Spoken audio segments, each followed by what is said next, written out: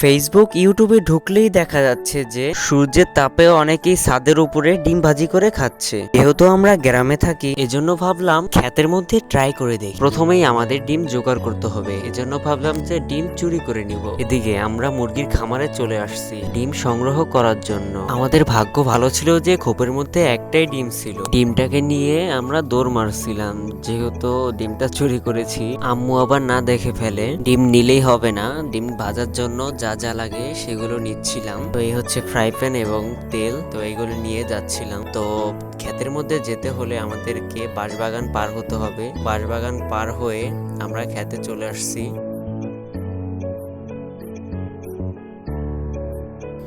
খেতে এসে দেখি প্রচন্ড পরিমাণ তাপ ছিল, যেহেতু দুপুর 12টা বাজে। তো প্রথমেই আমরা ফ্রাই প্যানটাকে ক্ষেতের মধ্যে রাখবো কিছুক্ষণের জন্য, যাতে এটা গরম হয়ে যায়। তো এটাকে রেখে আমরা ছাওয়ায় চলে যাব কিছুক্ষণের জন্য। তো কিছুক্ষণ পরে আবার চলে আসলাম, এসে দেখি ফ্রাই প্যান অনেকটাই গরম হয়ে গেছে। তো এখন এখানে তেল ঢেলে রাখবো 20 মিনিটের জন্য।